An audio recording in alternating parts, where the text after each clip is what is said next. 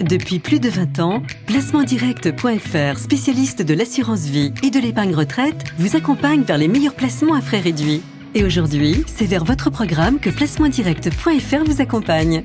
Placementdirect.fr vous présente tout sur votre argent. Alors tous les ans, moi personnellement, ma déclaration, c'est vrai que c'est l'angoisse, toujours. J'ai peur de me tromper et de me faire attraper. Moi je suis célibataire, j'ai pas d'enfants, j'ai plutôt un bon salaire, donc en fait je paye beaucoup d'impôts. Donc si je pouvais faire un petit peu baisser la facture, ça serait vraiment pas mal.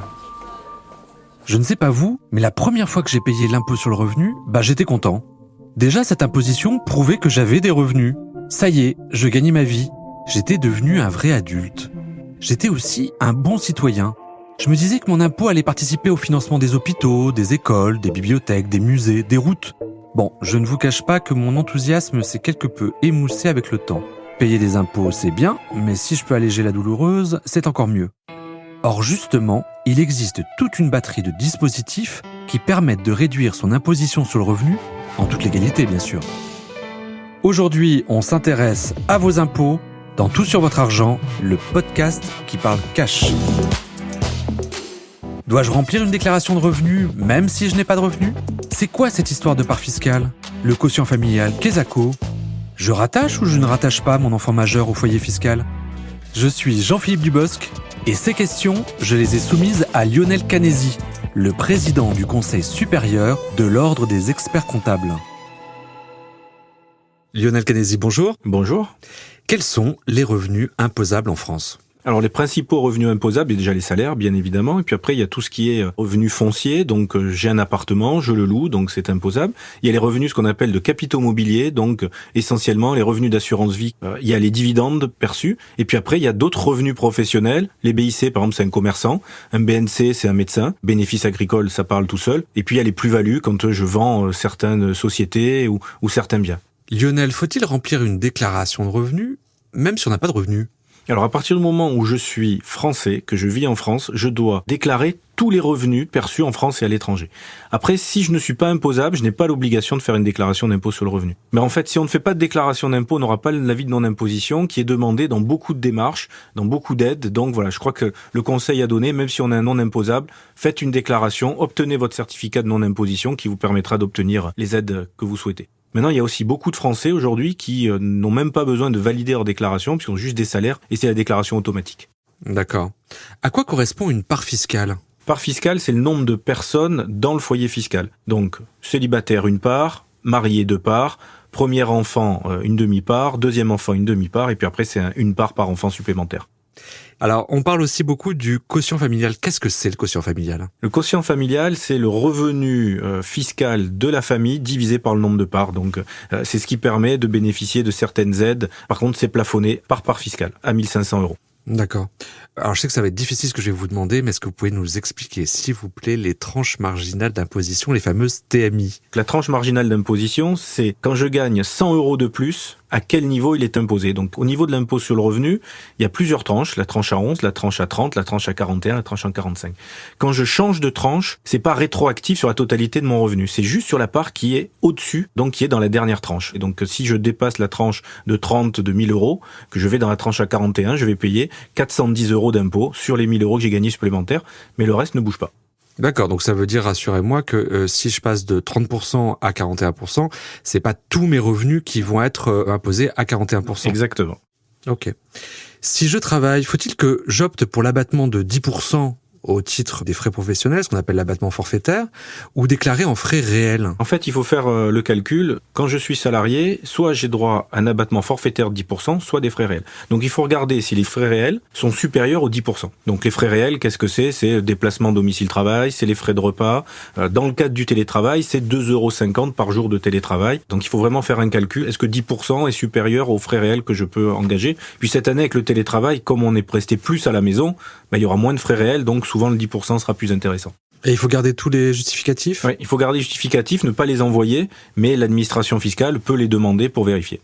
Donc c'est les péages d'autoroute, c'est les pleins d'essence, c'est quoi ? C'est surtout le nombre de kilomètres entre son domicile et le travail, les péages s'il y en a, les justificatifs de repas, parce que l'essence ne rentre pas, c'est la distance. Et il faut aussi garder la carte grise, puisque c'est en fonction aussi du véhicule. On a parlé donc des parts fiscales et du quotient familial. Quels autres avantages fiscaux apportent les enfants ? Il faut surtout pas oublier, c'est un oubli pour beaucoup de contribuables, c'est qu'il y a une déduction d'impôt pour les enfants qui sont au collège, au lycée ou en enseignement supérieur.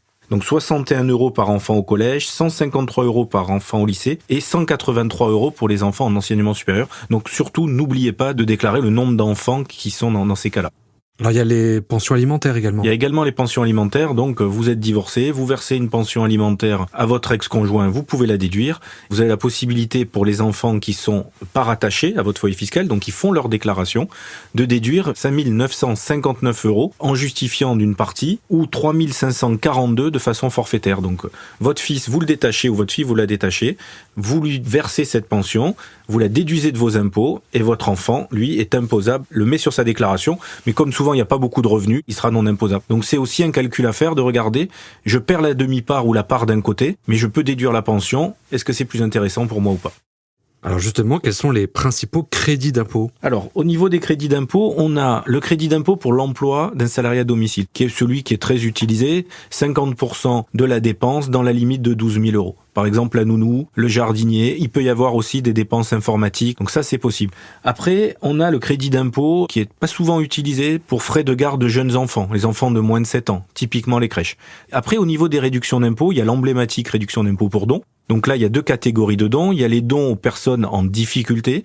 Là, c'est jusqu'à 1 000 €, 75% du don.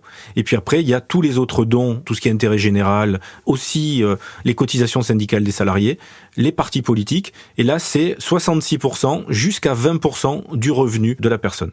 Il y a aussi la réduction d'impôt pour l'investissement locatif. C'est ça, il y a l'investissement locatif qu'on appelle plus communément en ce moment la réduction Pinel. Donc là, c'est 2% dans la limite de 300 000 € d'achat d'un bien, donc 2% par an, et on peut aller 6 ans, 9 ans, 12 ans. Quelle est la différence entre les crédits d'impôt, les réductions d'impôt et les déductions fiscales ? Une déduction fiscale vient diminuer mon revenu imposable. Un crédit d'impôt ou une réduction d'impôt, ça vient diminuer mon impôt. Par contre, si la réduction d'impôt est supérieure au montant de l'impôt que j'ai à payer, la différence est perdue. Si j'ai un crédit d'impôt, il m'est remboursé. Donc il faut bien faire attention aux différences entre un crédit et une réduction d'impôt parce que ça peut avoir un impact sur son impôt sur le revenu.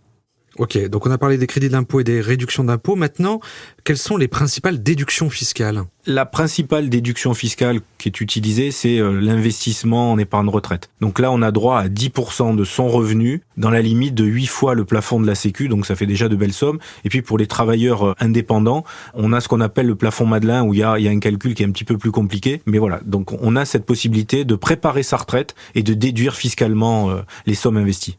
On en a parlé un petit peu, mais c'est une question que se posent beaucoup de Français au moment de la déclaration de revenus. Faut-il ou non rattacher son enfant majeur à son foyer fiscal ? Là, pareil, c'est un calcul à faire. Donc, je vous rappelle que les enfants majeurs de moins de 25 ans poursuivant leurs études peuvent être attachés. À partir du moment où je dépasse 25 ans, ou si je ne fais pas d'études, ils font de toute façon leur déclaration à part. Donc après, il faut regarder, est-ce qu'ils ont des revenus ou pas ? Parce que s'ils ont des revenus et qu'ils sont rattachés, leur revenu vient en tranche marginale. Donc on paye un peu plus d'impôts que s'ils faisaient leur déclaration. Et donc il faut regarder si on fait une déclaration seule ou si on fait une déclaration commune, dans quel cas est-ce qu'on paye plus d'impôts ? Et donc on opte pour bien sûr l'autre solution. Donc voilà, c'est un calcul à faire et puis souvent on voit avec un expert comptable comment on peut faire le point parce que c'est quand même assez technique. Il y a des revenus que peut avoir un jeune qui ne sont pas imposables, par exemple les jobs étudiants, les stages. Donc voilà, il y a une analyse aussi à faire, les apprentis jusqu'à une certaine somme, voilà. Et si par exemple il y a une année où je l'ai pas rattaché, est-ce que je peux le rattacher l'année suivante ? On le fait tous les ans. On regarde tous les ans le choix. Est-ce qu'on rattache ou est-ce qu'on rattache pas ? Merci beaucoup Lionel Canesi pour toutes ces réponses. Merci. Voilà, désormais vous êtes un pro des impôts grâce à Tout sur votre argent. Ce podcast est produit par Europe 1 et Tout sur mes finances. Vous pouvez écouter et réécouter cet épisode, mais aussi d'autres, sur europe1.fr, sur toutsurmesfinances.com et sur vos plateformes de streaming et de téléchargement chouchou. Vous avez la possibilité de vous abonner, de mettre une note 5 étoiles. Vous pouvez parler de ce podcast sur les réseaux sociaux et auprès de vos proches et amis. Pour ma part, je vous donne rendez-vous pour un nouvel épisode de Tout sur votre argent, le podcast qui parle de votre argent, mais sans rien vous prélever.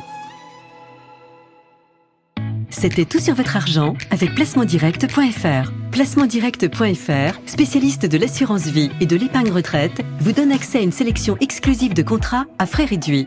Avec placementdirect.fr, bénéficiez des avantages de l'épargne en ligne. Plus simple, plus rapide et disponible à toute heure. Placementdirect.fr. Depuis plus de 20 ans, nous en faisons toujours plus pour vous permettre d'épargner mieux. Courtier immatriculé à l'ORIAS sous le numéro 07 004 910.